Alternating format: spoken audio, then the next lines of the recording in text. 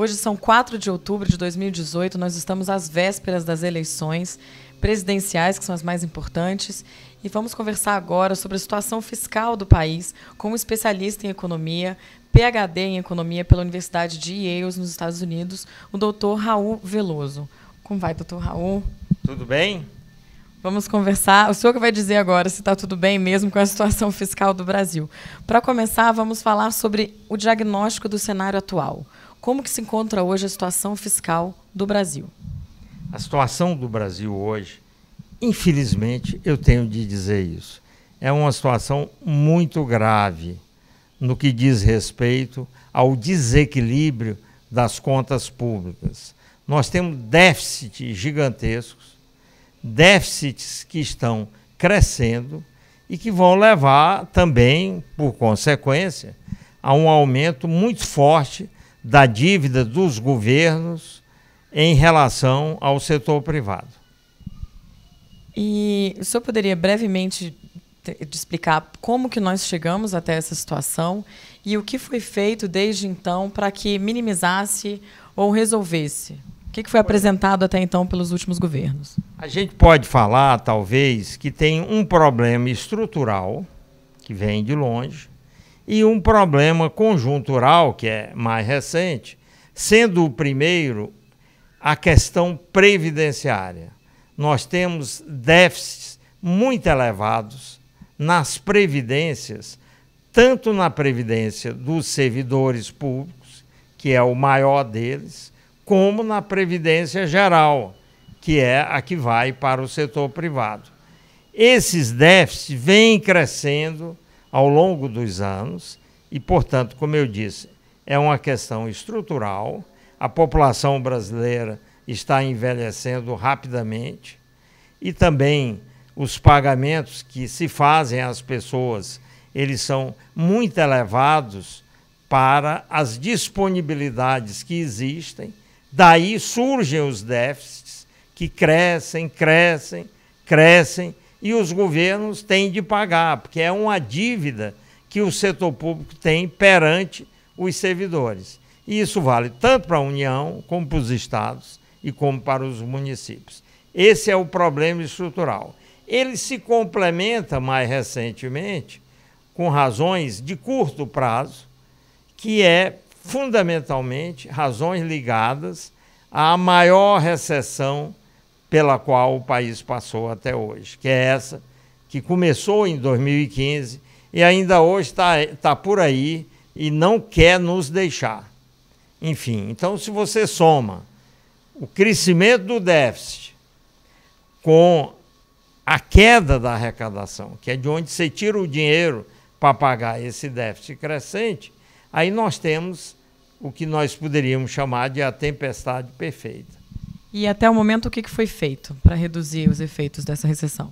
Pois é, aí o que acaba acontecendo?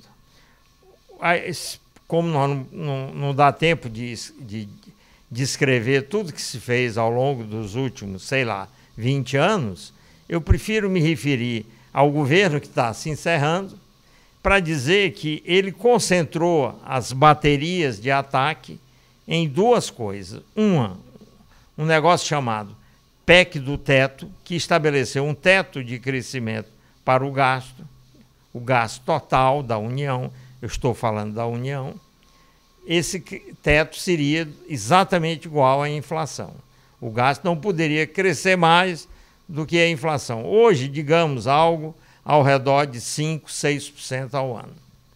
E o governo anunciou como complemento para ajudar a segurar a parte obrigatória desse gasto, onde a Previdência se insere, ele lançou e encaminhou ao Congresso uma proposta de reforma da Previdência, e essa proposta viria para ajudar o trabalho de manter o gasto crescendo no máximo pelo teto. É isso que foi feito. E, infelizmente, isso não funcionou. E o teto vai morrer em pouco tempo. Por quê? Porque a reforma não foi aprovada e, mesmo que ela fosse aprovada, ela levaria muito tempo para fazer efeito. porque é muito difícil você aprovar algo que mexe com a Previdência, principalmente do INSS, onde ela foi focada. Sobre a reforma da Previdência, que não foi aprovada, mas ainda está no Congresso, pode ser, né, votada ainda, existe uma expectativa muito grande em relação a essa reforma como uma grande solução para esse déficit e para essa recessão. Qual é a leitura que o senhor faz sobre essa reforma e como o próximo governo deveria lidar com ela? Ela, de fato, é uma solução? A reforma em si, se ela pudesse ser aprovada facilmente, e se ela pudesse ter feito amanhã, ela seria uma boa solução. O problema é que ela não só é difícil de aprovar, porque ela é focada nos mais pobres, e são muitas pessoas, são milhões e milhões que seriam atingidos. Não só ela é focada nos mais pobres, como exatamente porque há muitos direitos adquiridos por trás das regras previdenciárias que as pessoas não querem, as pessoas não querem abrir mão de jeito nenhum. Há uma resistência natural a que os efeitos venham rapidamente. As pessoas até aceitam negociar alguma mudança, mas sempre dizendo para daqui a 30 ou 40 anos, para não serem afetadas. Então, isso aí explica por que ela poderia ser uma solução e não é. E aí nós temos de partir para um outro tipo de raciocínio nesse tipo de assunto. Na opinião do senhor, com todo o seu conhecimento, qual seria uma solução viável e paralela à reforma? Pois é. Na verdade, nós temos de falar, e aí por isso que eu falei um outro tipo de raciocínio, numa reorganização, não reforma, uma reorganização do sistema previdenciário dos servidores públicos e não do INSS. Então, mudar o foco. Primeiro porque o regime dos servidores tem um déficit gigantesco. Se a gente somar União e todos os estados, o déficit do ano passado foi de 170 bilhões de reais, que não é pouco dinheiro em lugar nenhum. Enfim, o déficit é alto e aqui o grupo é menor e a possibilidade de haver uma negociação política produtiva com eles é obviamente muito mais alta, e também porque há uma percepção geral dentro da comunidade dos servidores que eles vão perder esse regime. Ou seja, os governos não vão conseguir continuar pagando as aposentadorias. Então, de que adianta ter um regime que paga muito se ele não tem dinheiro para pagar, se ele não consegue pagar? Então, aqui o campo para mudar é muito mais fácil e, mais do que isso, já existem dispositivos constitucionais que dão amparo a essa reorganização. Então, você não tem que passar pelo calvário da aprovação de uma emenda constitucional no Congresso. A minha próxima pergunta seria justamente sobre isso, sobre a viabilidade disso. A gente tem alguns estados do Brasil já com esse cenário da quebra desse sistema de servidores. Aonde que o senhor pode dar exemplos de que isso já foi aplicado e está funcionando? Pois é. Há 3 estados que estão se organizando, se estruturando para fazer isso, deixar isso como um legado para o próximo governante. Rio, Minas Gerais, são os 2, talvez, em maior dificuldade hoje, e o estado do Piauí.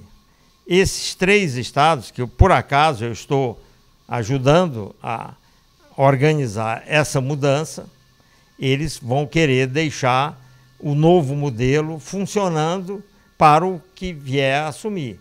E depois os outros estados e a própria União, que precisa fazer o mesmo, podem seguir esse modelo, esse exemplo, porque, como eu disse, ele tem respaldo constitucional, não é difícil aprovar, porque você pode negociar com as partes envolvidas, e mais do que nunca, ele representa uma solução capaz de retirar dos orçamentos o pagamento daquele déficit gigantesco. E na hora que você tira do orçamento os tais 170 bilhões, que é o que você vai conseguir fazer na hora que completar com a União e com todos os estados, na hora que você completa essa missão, vamos dizer assim, o setor público fica com 170 bilhões a mais para fazer aquilo que ele precisa fazer, que é fazer investimento certo, é pagar um pedaço da dívida, é fazer gasto onde a população está realmente sofrendo por falta de serviços adequados. É só colocar essa reorganização em prática, para não parecer que eu estou aqui contando história da carochinha. Isso significa, basicamente, identificar receitas extraordinárias, novas, então, que não estão nos orçamentos, que podem ser direcionadas para pagar essa conta através de um fundo de pensão, que na essência é um fundo privado, não é mais nem público. O governo destina esses ativos, essas receitas novas, e depois, até num momento adequado politicamente, ele pode incluir na discussão com os representantes dos servidores a possibilidade de mudar algumas regras, que seria uma mini reforma específica para o caso deles, e também até um aumento da contribuição que os servidores já pagam para ter um certo regime de aposentadoria funcionando. Tudo isso levará, em algum momento, a ter um sistema sustentável e que libera completamente o setor público de fazer esse gasto. E, com isso, você reduz drasticamente o déficit. Olha o que eu estou falando, somando União e Estados, de uma redução no limite de 170 bilhões de reais por ano. O que o senhor está propondo é uma solução com maior viabilidade política, jurídica e sem a necessidade de criar novos impostos. Porque nós estamos acompanhando alguns candidatos com essa proposta, sendo essa uma das soluções. Qual seria o caso de aumento de imposto, por exemplo? Na verdade, essa solução independe de aumento de imposto. Ela está centrada no aumento de receita, mas não é receita de imposto. É receita da venda e da administração de ativos, falando genericamente. São coisas a receber que passam ao fundo de previdência. Além disso, vai ter aumento de receita de contribuição dos servidores, mas não é imposto. Quem paga são os próprios beneficiários do sistema. Para a gente finalizar, como que, independentemente dessa solução, como que o senhor avalia, qual o prognóstico que o senhor faz dessa situação fiscal, baseado nesse cenário de polarização que a gente está vendo, de possibilidade de dois governos muito extremos, diferentemente extremos, se elegerem? Qual é o prognóstico que o senhor faz? Como que eles vão se comportar? Olha, eu vou dizer para você o seguinte, pode ser que eu esteja sendo muito ousado em falar assim, mas eu acho que independentemente de quem subir ao poder na nova etapa que se inicia, este trabalho de reorganização terá de ser feito sem nenhuma outra hipótese de solução que não seja essa. Independe do partido, do candidato, vai ser só uma questão de tempo para o novo se dar conta de que ele vai ter de fazer isso, que ele não tem escolha. É claro que os governos vão se diferenciar em outras coisas. Se for um elemento A, ele vai dar ênfase em segurança, não sei o quê. Se for o elemento C, ele vai dar ênfase, sei lá, em mais transferência de dinheiro para pobre e assim por diante. Mas no centro de tudo, no equacionamento do problema econômico, ninguém vai poder fugir. É isso que vai fazer o Brasil voltar a crescer, e é óbvio que isso interessa não só às pessoas, como aos próprios governantes que assumirem, porque eles vão naturalmente querer continuar no poder, e para isso eles terão de mostrar serviço.